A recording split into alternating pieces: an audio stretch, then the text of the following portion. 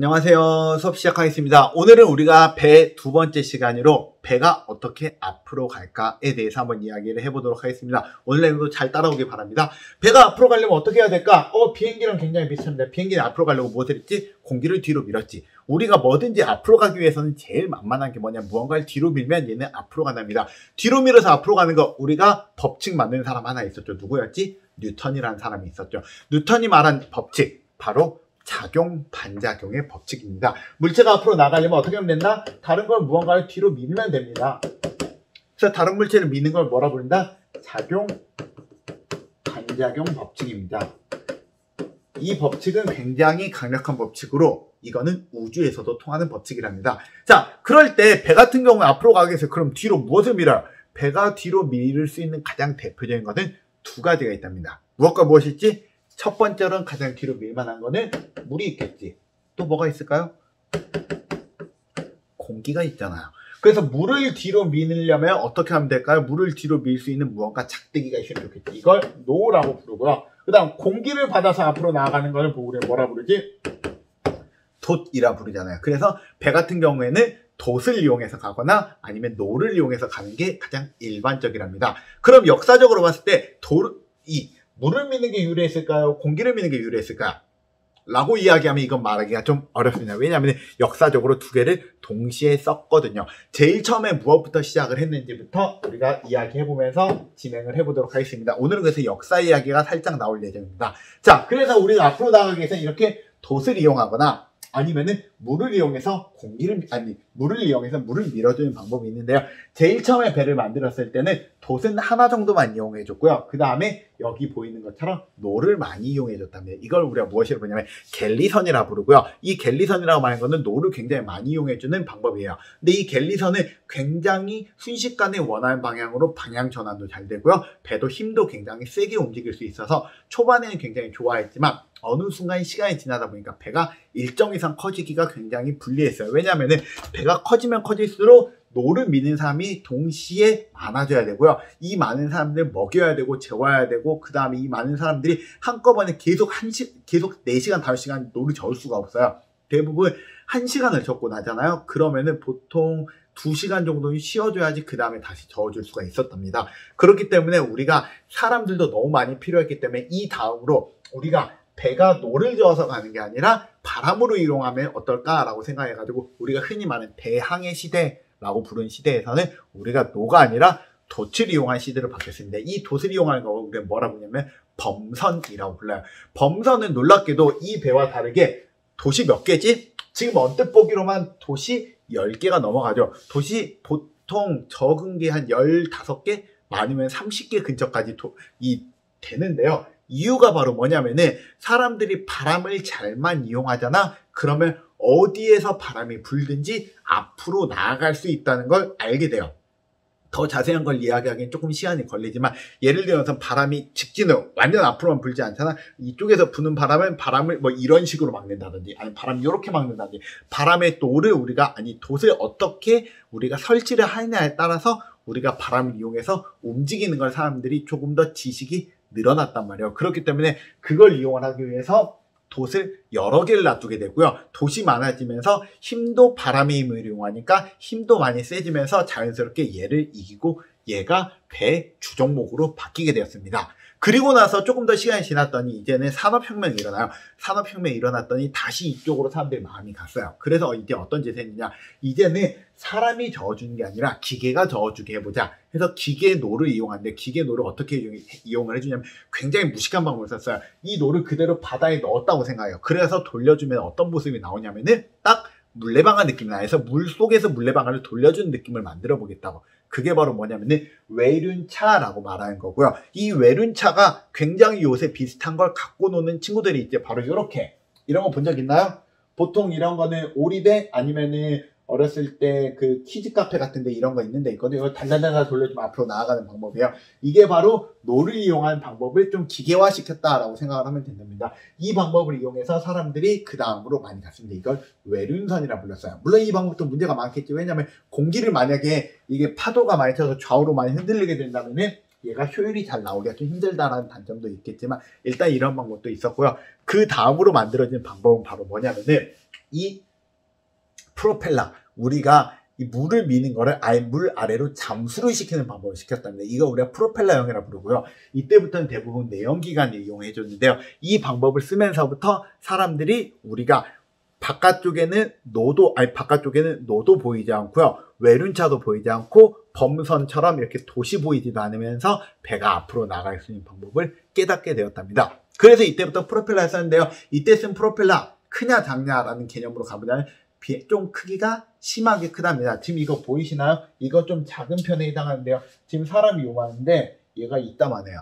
여기는 실제 사람 크기 요 정도예요. 근데 사람보다 훨씬 크게 해서 사람보다 굉장히 큰 우리가 프로펠러를 이용을 해주고요. 한 가지 더 이야기하자면은 여러분 작은 배에서는 보통 프로펠러를 몇 개 달아놓을 것 같아요? 작은 배 같은 경우는 보통 프로펠러 하나 달아놓거든요. 큰 배, 어마어마하게 큰 배들은 보통 몇 개 정도 달아놓을 것 같나요? 대부분의 경우 정말 특별한 일이 없다면 2개밖에 안 답니다.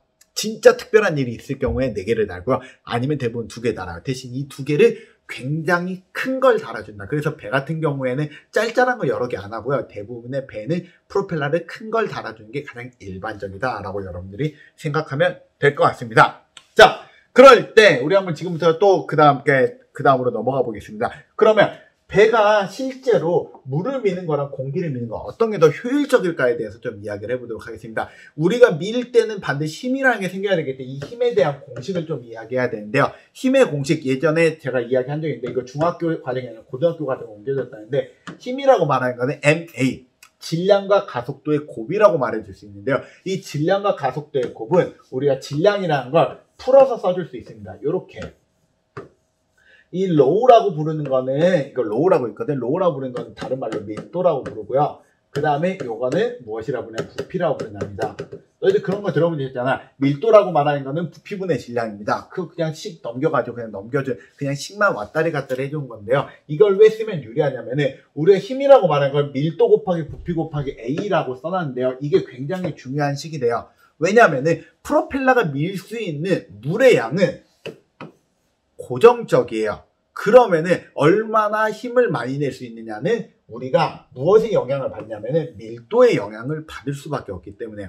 그렇기 때문에 물과 공기의 밀도의 차이만큼 우리가 힘이 생기는 게 달라질 수밖에 없다는 거지. 그럴 때 물은 밀도가 몇이지? 물의 밀도는 놀랍게도 1이에요. 왜 1일까요? 얘를 기준으로 삼았기 때문이에요.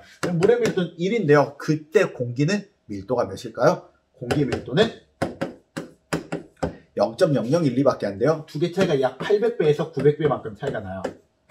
그렇기 때문에 이 말이 무슨 말이냐면 똑같은 양을 공기와 물을 밀어준다고 쳐보잖아요. 공기를 밀어주는 게 물을 밀어줄 때보다 힘이 800분의 1 정도밖에 안 나온다고. 그러면은 배가 커지면 커질수록 무엇을 미는 게 유리할까요? 그냥 물을 미는 게 더 유리하답니다. 그것도 물을 많이 밀어주는 게 유리할까요? 작게 밀어주는 게 좋을까요? 그냥 많이 밀어주는 게 유리하답니다. 그래서 대부분의 배는 무엇을 커지게 해주는 거냐? 일단은 물로 해주고요. 속도보다는 이 V, 뭐라 불러야 되지? 부피 한꺼번에 많은 양의 물을 밀어주는 걸 목표로 삼아서 앞으로 나가게 만들어 주었답니다. 그래서 필기 한번 해보겠습니다. 물의 밀도는 1이며 공기의 밀도는 0.0012입니다. 그럴 때 동일한 부피를 밀 때 물을 미는 게 당연히 많은 힘이 생긴답니다. 그리고요, 물은 많이 밀어내는 게 효율이 굉장히 좋기 때문에 프로펠러는 많이 밀어낼 수 있도록 만들어졌고요. 그렇기 때문에 배 프로펠러는 얇고 긴 게 아니라 크고 두껍게 만드는 게 가장 일반적이고 정석적인 방법이랍니다. 그래서 프로펠러는 대부분 크고 얇고 길게 이렇게 만든 게 아니라 대부분 이렇게 넓적하고 크고요. 그 다음에 두껍게 만든답니다. 이게 배에서 프로펠러의 가장 일반적으로 만드는 방법이랍니다. 아시겠죠? 자, 이제 그 다음으로 넘어가 보겠습니다. 그러면 여기까지 이야기하면 배가 어떻게 앞으로 나가는지 정도 알게 되는데, 그러면 배는 방향 조절을 못하냐? 배도 방향 조절하죠. 배 방향 조절을 하기 위해서는 제일 중요한 게 배는 직진과 선회입니다. 자, 물어보겠습니다. 여러분, 자동차에서도 이야기한 적이 있는데요. 자, 직진을 잘하는 배는 선회를 잘할까요? 못할까요? 당연히 못합니다. 그러면 선회를 잘하는 배는 직진을 잘할까요? 못할까요? 당연히 못해요. 즉 직진과 선회, 직진과 커브는 서로 반비례 관계에 있습니다. 그래서 모든 배는 둘 중에 하나만을 만족할 수밖에 없어요. 자, 그럴 때 여러분들은 어떤 게 더 중요하다고 생각하시나요? 정답은 배에 따라 달라요. 예를 들어서 내 배가 전투선이다. 그러면 저기 포탄을 쏘려고 하면 빨리 돌아버리는 게 유리하겠지. 근데 내 배가 만약에 상선, 화물선이다. 그러면은 차라리 멀리 이동을 해야 되니까 직진만 잘하는 게 유리할 수 있겠지. 그래서 배의 용도에 따라 조금씩 다르긴 하지만 대부분의 배는 두 가지를 둘 다 만족을 시킬 수 있는 기초적인 장치는 설치가 돼 있기 마련인데요. 자, 그중에 이제 하나의 장치를 알려드릴게요. 첫 번째, 직진을 잘하게 해주는 장치는 어떻게 생겼냐면 직진을 잘하기 위해서는 무언가 똑바로 설치된 무언가가 있으면 좋아요. 그게 바로 뭐냐면 여기 설치된 요거예요. 요 빨강색 거. 다른 그림을 한번 봐보면은 이렇게 생겼어요. 지금 요거 말고 지금 여기 봐보시면 보이시나요? 그림을 잘 보면 까만 여기 빨간색 짝대기가 두 개가 일직선으로 꽂혀 있어요. 마치 어떤 느낌이냐면 이렇게 배가 있잖아요. 배 아래에다가 짝대기를 이렇게 양쪽으로 꽂아놓은 느낌이에요. 이 꽂아놓은 느낌의 것을 우리가 뭐라 부르냐면 스케그라 부르거든요. 스케그. 영어 스펠링은 S-K-E-G. 이 스케그라는 장치는 어떤 장치냐면 배 중간부터 뒤쪽까지 고정된 장치예요. 고정된 판자대기거든요. 이 판자대기 해주는 역할을 이 판자대기가 고정이 되어 있기 때문에 좌우로 오는 바람이라든지 물을 저항을 이기고 똑바로 가기 유리하게 만들어준답니다. 이게 스케그라는 장치고요. 두 번째, 이 스케그라는 장치 말고 배가 방향을 바꿀 수 있도록 도와준 장치는 바로 어디 있냐? 이 끝에 있는 장치예요. 이 끝에 봐보잖아요. 하면은 물고기 꼬리처럼 좌우로 살랑거리게 만들어 놓은 게 있답니다. 이 살랑거리게 만들어 놓은 걸 우리는 뭐라 부르냐면은 키라고 부른답니다. 참고로 요거는 큰 배이고요. 요건 조그만 모터보트에 쓰는 모터거든요. 모터보트에도 보면은 여기 요게 스케그의 역할을 해주고요. 그 다음에 실은 이게 스케그랑 그 다음에 러더 그 키의 역할을 동시에 해주거든. 이걸 좌우로 돌릴 수 있거든. 그럼 요것도 좌우로 움직이기도 한답니다. 그러면은 우리가 방향을 조절해 준 걸 주로 어떤 걸 많이 쓰는 거냐? 방향 조절해 줄 때는 요 스케그 말고 요 끝에 부분 이렇게 생긴 걸 가지고 조절을 많이 해준다는데 이거를 우리나라 말로 키라고 부르는데요. 이거 우리나라 말 한자로 쓰면은 방향타라 불러요. 영어로 쓰면은 러더라 부른답니다. 러더 비행기에서 들어봤는데요. 비행기 수직 꼬리 날개 아닌가요? 네, 맞습니다. 비행기에서 쓰는 그 러더가 이 러더예요. 왜 이게 똑같냐면은 원래 사람들이 배를 먼저 만들고 그냥 비행기를 만들었기 때문에 배에서 썼던 거의 용어를 그대로 가져온 것들이 꽤 많아요. 그래서 이거 원래 배에서 썼던 말이에요. 자, 그래서 이 러더라는 걸 많이 써줬고요. 이걸 여러분들이 봤을 때 우리 비행기랑 동일하게 한번 이야기해 봅시다. 꼬리를 오른쪽으로 돌리면은 이 배는 오른쪽으로 갈까요? 왼쪽으로 갈까요? 정답은 오른쪽으로 갑니다. 이유는 간단하지. 우리가 위에서부터 아래 이렇게 물이 내려가다 보면 이 꼬리를 칠 거 아니야. 그럼 이 꼬리가 똑바로 가게 만들려고 하고 그럼 얘는 옆으로 비틀어져야 되겠지. 그래서 꼬리 날개가 오른쪽이면 배도 오른쪽으로 휜답니다. 아시겠죠? 그럼 꼬리 날개를 왼쪽으로 하면 배도 왼쪽으로 휘겠지. 이게 방향 조절하는 가장 기초적인 원리랍니다. 자, 그래서 필기 한번 해보면 쭉 읽어드릴게요. 직진선과 선행선은 서로 반비례 관계다. 직진 장치로는 스케그라는 게 있고요. 배 중앙부터 배 뒤까지 설치되어 있는 고정된 판자를 보고 우리는 스케그라 부르고요. 선의 장치로는 키, 방향타, 러더 똑같은 말이고요. 배 가장 뒷부분에 설치된 움직이는 판자로 키를 오른쪽으로 돌리면 배는 어느 쪽으로 휜다? 오른쪽으로 휩니다. 아시겠죠? 그래서 우리가 이 키 같은 경우에 여러 가지 형태로 달려있어요. 이렇게 키가 달려있는 것도 있고요. 그 다음에 뭐 이렇게 안 달려있더라도 여기 보이니? 이렇게 해가지고 이렇게 달려있는 것들도 있고요. 아니면 여기처럼 이거 자체가 움직이게 달려있는 것도 있어요. 이거는 배마다 우리가 설치하는 방법이 조금씩 차이가 날 수 있답니다. 자, 이제 이제 배의 저항에 대해서 한번 이야기해 보겠습니다. 배는 저항이 크게 세 가지 저항이 생기는데 배의 모든 저항, 배가 앞으로 가는 것을 막는 가장 큰 저항은 배가 물이랑 마찰을 생기면서 생긴 저항인데 이걸 마찰 저항이라고 부르는데요. 배가 물과 접촉하면서 생긴 저항이 제일 크답니다. 그래서 배가 빨리 가게 하고 싶잖아요. 하면 물이랑 접촉이 되는 부분이 최소화시켜야 되고요. 그 부분이 매끈하게 되어 있는 게 굉장히 중요하답니다. 자, 그 다음 두 번째로는 배가 지나가면 항상 만들어지는 게 하나 있죠. 무엇이 만들어질까요? 바로 파도가 만들어지죠. 이 파도를 만드는 것도 실은 배가 지나가면서 일부러 만드는 게 아니잖아요. 배가 지나가다 어쩔 수 없이 생기는 거기 때문에 그걸 만드는 데도 힘이 들어요. 그래서 그 힘을 보고 뭐라 부르냐면 조파 저항이라 부르거든요. 그래서 우리가 파도를 만드는 것도 힘이 들어가기 때문에 이것 또한 저항에 해당한답니다. 마지막으로 하나만 더 이야기해 보자면은 배가 지나가다가 바람이 불 수도 있겠지. 아니면 폭풍우를 만날 수도 있겠지. 이런 걸로 인해서 생기는 저항을 보고 뭐라 부르냐면은 공기저항이라 부른답니다. 그래서 마찰저항은 배가 물이랑 만나서 생기는 거고요. 조파저항은 배가 파도를 만들면서 생기는 저항이고요. 마지막으로 공기저항은 우리가 배가 공기를 지나면서 생기는 저항이랍니다. 그래서 우리가 마찰저항 같은 경우는 배를 매끈하게 만드는 걸로 보통 해결을 하고요. 그 다음에 공기저항 같은 경우는 공기랑 만나는 부분을 최소화시켜서 배가 바다 아래쪽으로 많이 들어가게 해주는데요. 문제는 조파저항이에요. 어떻게 하면 파도를 만드는 걸 최대한으로 적게 만들 수 있을까 사람들이 고민했거든요. 그래서 만드는 장치가 하나 있답니다. 자, 그 장치가 바로 뭐냐면 요거거든요. 자, 여기 보시면은 어디 있지? 자, 여기 보면 여기 툭 튀어나와 있는 거 보이시나요? 잘 안 보이시나요? 요 아래 끈을 봐보세요. 배가 이렇게 생겼는데 아래쪽에 이렇게 튀어나온 게 하나 있어요. 이 튀어나온 걸 보고 우리는 뭐라 부르냐면은 구상선수라고 부른답니다. 자, 여기에서 구상이라고 말하는 거는 구 모양이다 라고 말하는 거고요. 선수라고 부르는 건 뭐냐면 배 머리다 라는 뜻이에요. 그래서 우리가 구를 배 머리에다 달아놓은 걸 우리는 구상선수라고 부르는데요. 이걸 왜 달아놓느냐? 구하고 이 배하고 파도를 만드는 원리가 다른데 이 파도를 만드는 원리가 다른 걸 이용을 해주기 위해 만든 겁니다. 어떻게 원리가 되느냐면은 여기 있는 그림을 봐보세요. 우리가 파도라고 말하는 거는 우리가 올라가는 부분도 있고 떨어지는 부분도 있어요. 그럴 때 우리가 지금 이렇게 배가 이렇게 날카롭게 생기잖아요. 이 날카로운 배를 지나고 나면은 파도가 위로 올라가는 파도가 만들어지거든요. 근데 여러분들이 굴을 만들어가지고 굴을 물에서 쭉 밀어보잖아요.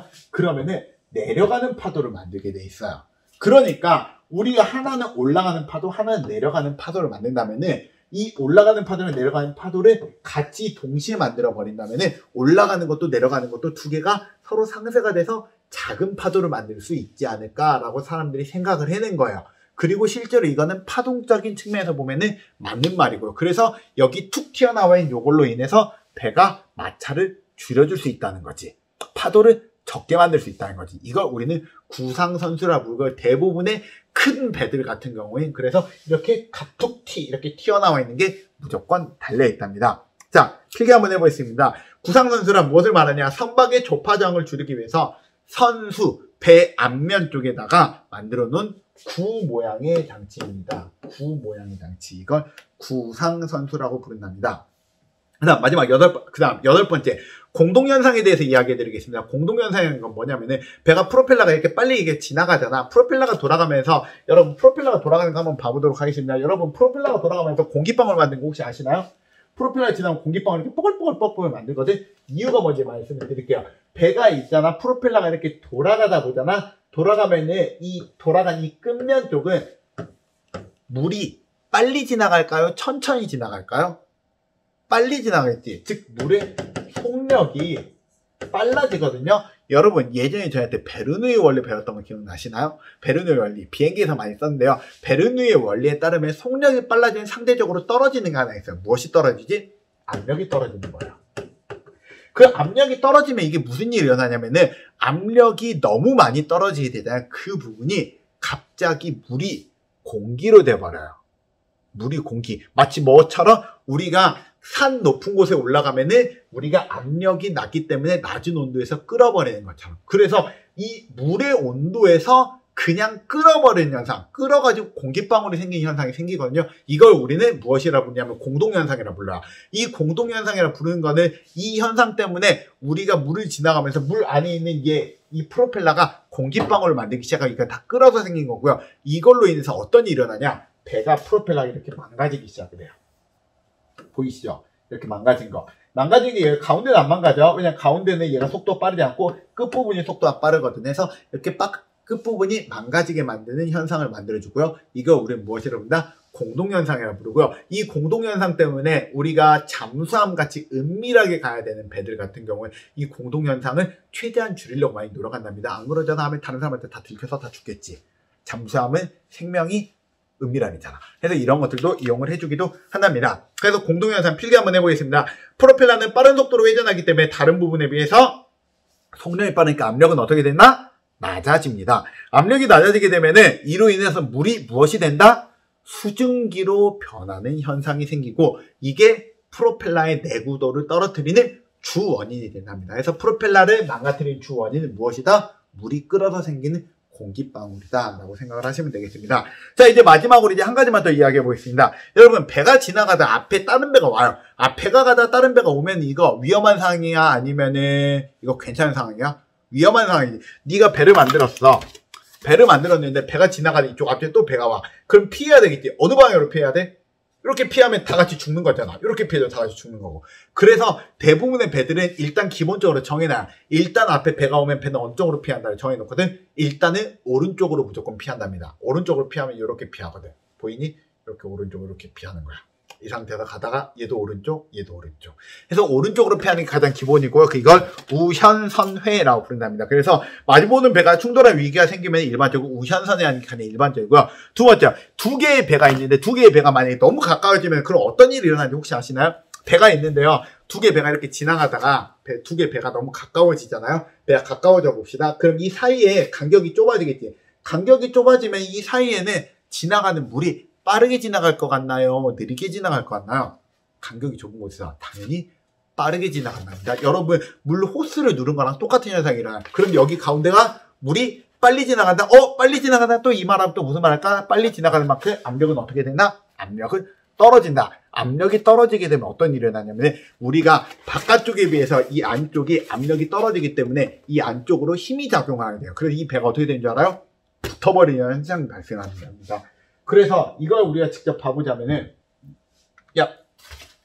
배 같은 경우에는 지나가다 보면은 배가 필기를 한번 해보겠습니다. 배가 우리가 두 개의 배가 서로 지나가잖아요. 이 A 부분과 B 부분을 비교해보자면 이 A 부분의 간격이 좁아지기 때문에 여기 사이가 속도가 빨라지고 압력이 작아지고요. 상대적으로 양쪽 부분이 압력이 커지게 되거든. 그럼 이 두 배가 서로 붙어버리는 현상이 발생한답니다. 특히나 큰 배면 상관이 없는데 큰 배랑 작은 배가 같이 가는 상황이 발생하잖아요. 그러면 큰 배는 가만히 있는데 작은 배가 큰 배한테 하면서 들러붙어 버리는 현상이 발생해요. 그래서 작은 배는 그냥 나는 지나가고 싶을 뿐인데 큰 배에게 달라붙어서 지가 박아서 지가 무너지는 현상들이 실제로 발생을 하는 경우도 굉장히 많답니다. 이것과 동일한 원리로 배 같은 경우에 이렇게 양쪽 이런 운하 같은 걸 지나가려고 하잖아. 운하를 지나갈 때 한쪽으로 쏠리게 되면은 그냥 쏠리는 게 그대로 유지가 돼가지고 계속 이쪽으로 더 쏠리게 되는 현상이 발생한답니다. 그리고 이거는 양력과 원리가 똑같아요. 비행기가 뜨는 원리랑 동일한 원리 때문에 이런 현상이